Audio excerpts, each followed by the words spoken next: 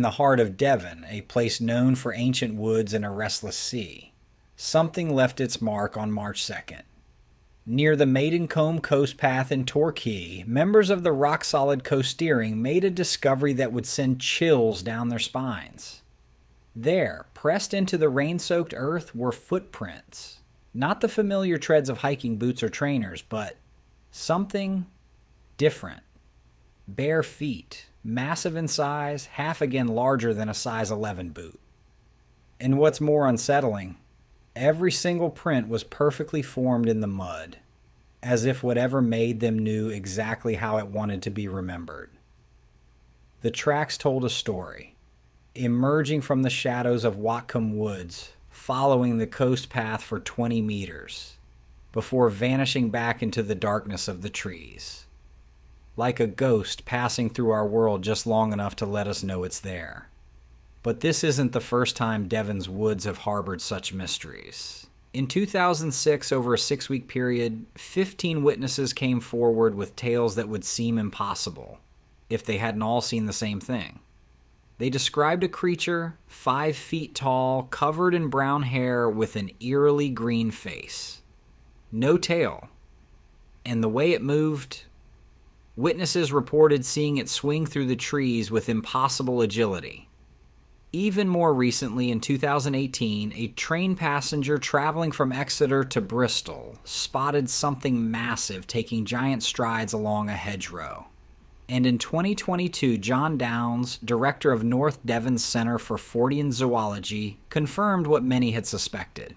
These sightings weren't isolated incidents. The woods of Devon hold secrets, and sometimes they leave footprints. Look at this image. Really look at it. That impression in the mud, too large for human feet, too clearly defined to be a hoax. Something walked here. Something that shouldn't exist, but does. In the ancient woodlands of Devon, where folklore and reality blur like morning mist, the question isn't whether something's out there. The question is, what will it let us see next? Sometimes the most remarkable discoveries come from unexpected places. In 2022, as Texas struggled with drought, the parched earth revealed a secret. About 70 dinosaur tracks hidden for 113 million years beneath the waters of what's now Dinosaur Valley State Park. These weren't just any tracks. Experts identified them as belonging to Acrocanthosaurus. Imagine a predator standing 15 feet tall, weighing 7 tons, stalking through what was once a shallow sea. The tracks tell us they moved in groups, leaving their massive 3-toed footprints in the ancient mud. Just an hour from Fort Worth and Glen Rose, these tracks emerged when the river dried up. Think about that for a moment. You could stand exactly where these ancient giants once walked. The same ground that feels solid beneath your feet once squished between their toes. The footprints are so well preserved you can almost hear their heavy steps echoing across millions of years. Park officials raced against time, documenting and mapping each print before the rains returned. It's a delicate balance. The same water that preserved these tracks for millions of years could also wash away our chance to study them. Each footprint is a window into a lost world, a moment frozen in time when Texas was a very different place. Sometimes it takes a drought to remind us that history isn't just buried deep underground. Sometimes it's right beneath our feet, waiting to be discovered. A traditional Trailcam video here as we see Mr. Bunny hopping along the neighborhood.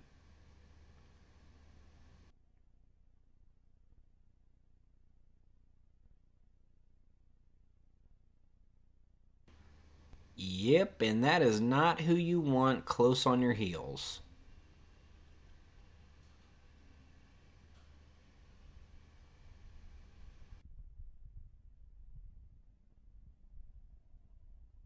Another one here shows this big old pig going by.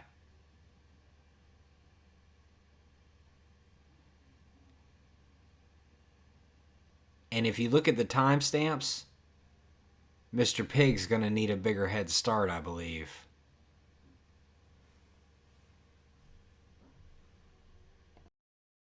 What do we think about this photo here? This was sent in saying that this is a Sasquatch on a golf course out in California. I tried to zoom in a little bit and he does look like he's covered with hair.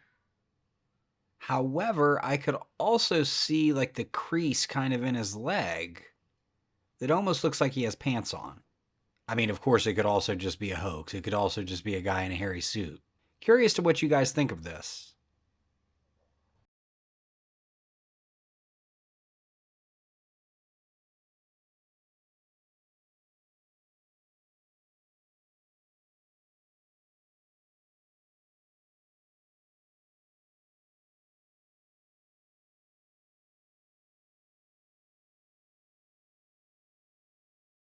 Taken in the Canadian wilderness, this clip is disturbing to say the least.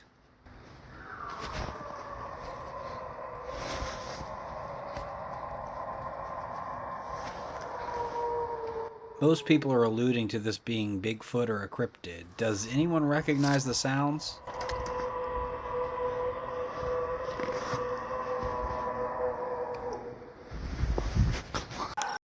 High in the unforgiving peaks of the Himalayas, where the air grows thin and survival becomes a moment-to-moment battle, there lies a story frozen in time. A story that would spark decades of wonder and debate about what really lurks in Earth's most remote places. The date was November 8th, 1951.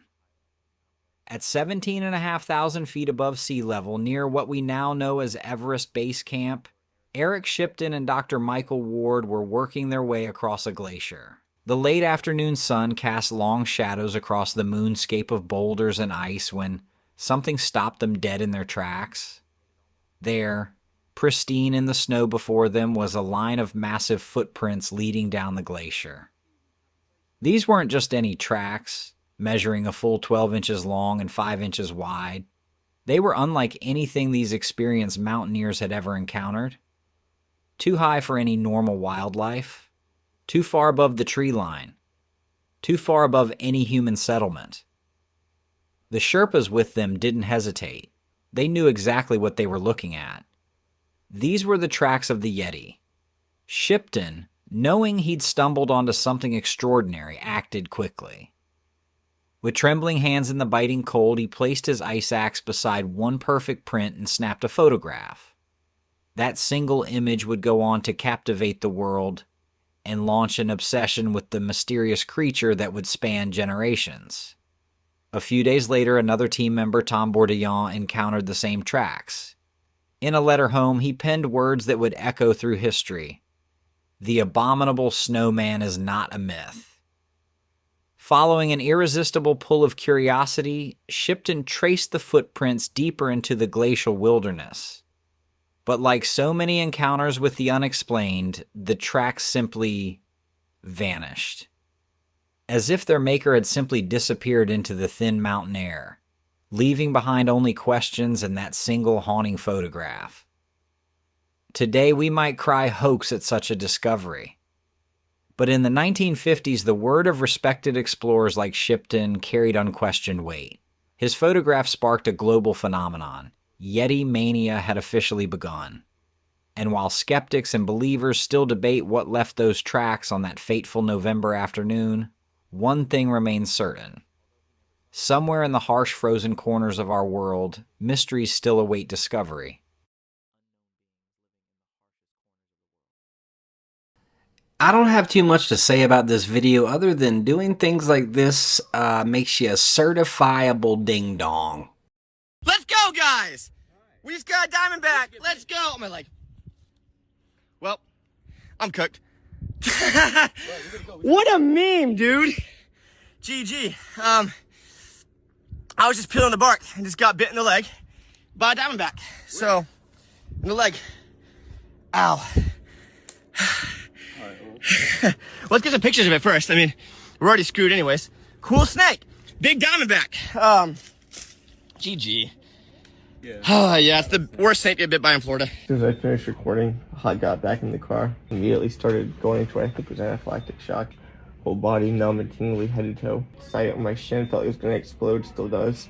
Drove 30 minutes to the nearest ambulance station, taken to helipad from there, flown on a helicopter to Shams Hospital where I'm now being treated. Got my first 10 vials of amphetamine down. The swelling's still getting worse, so I need more. It's kind of hard to tell how bad it is, but it's starting to bruise. What do you want to say to the camera? I'm scared I'm gonna die, but hopefully not. Again, I'm glad the doctors were able to get him the anti-venom and get him back up on his feet, but I hope his parents are going to talk some sense into him. I stumbled on this clip without much context, but what I can gather is that this guy has gone out to the spot that he has frequented before and tracked down a Bigfoot and found footprints that have measured larger than they did in years past. He also seems to be communicating with him. Check this clip out. I miss you, my friend.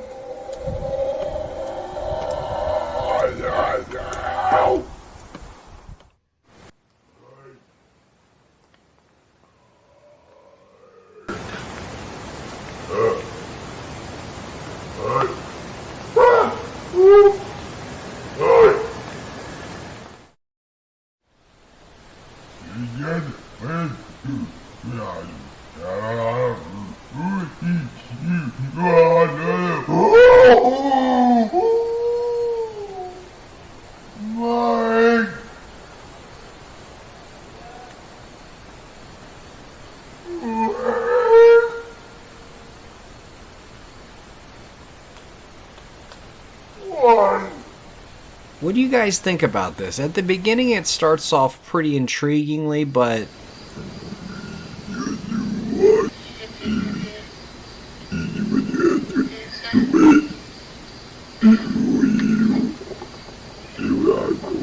it kind of fades. It almost sounds like some kind of voice distorter. Interested in your thoughts or if you even know more about this clip.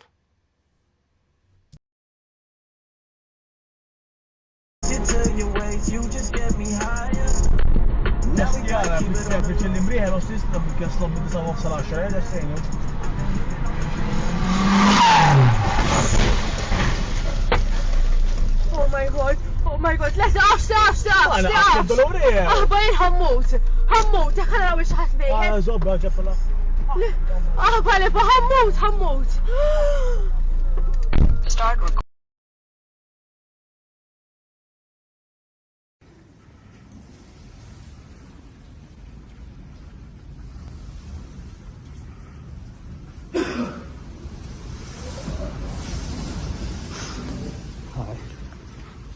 Just be okay. You're gonna be okay. Hi. You're gonna be okay. Oh shit. Yeah, don't worry about that, dude. Look at that. Oh shit.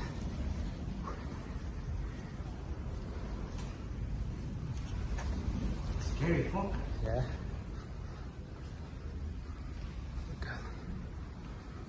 The plastic is gone, dude. Yeah. Fuck. Look at. The one already? Yeah. Oh shit.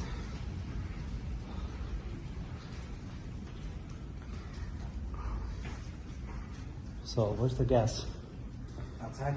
Okay, the gas is off right now.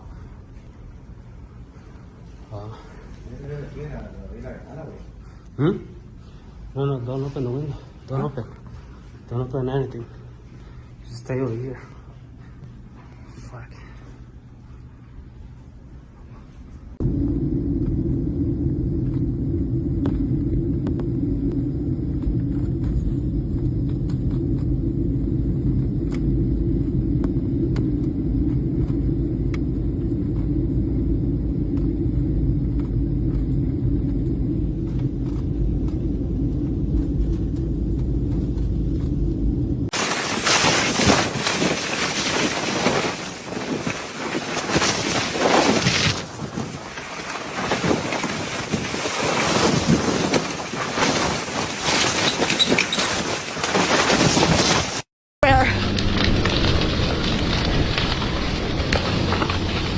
Hi there, how many more horses do you have? We have a couple we just let loose over there. We're trying to get as many as we can out. Yeah. Are any homes out there on fire? Honestly, I did not pay attention. I just drove straight to the barn to get my horses out and get the rest of these guys out.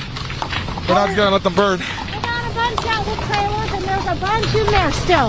How many more? We don't know. I don't know how many. How many did you let out? We took about 4 of them in trailers, 2 in a separate trailer, 3 in another one. So there should be at least maybe 12. About 12. Are there more people out there right now? It's a whole bar. Let's get these out. I got, let's see. There's 4, 2, 3, what is that, 9? How many before 10? 11, 12. There's 12. Yeah, no, they're pretty wired up. They're getting used to it. They're getting used to it now, but when the wind's blowing and the embers are, they don't really know what to do. Have you seen anything like this? Look at that hillside. Yeah, I've rescued before.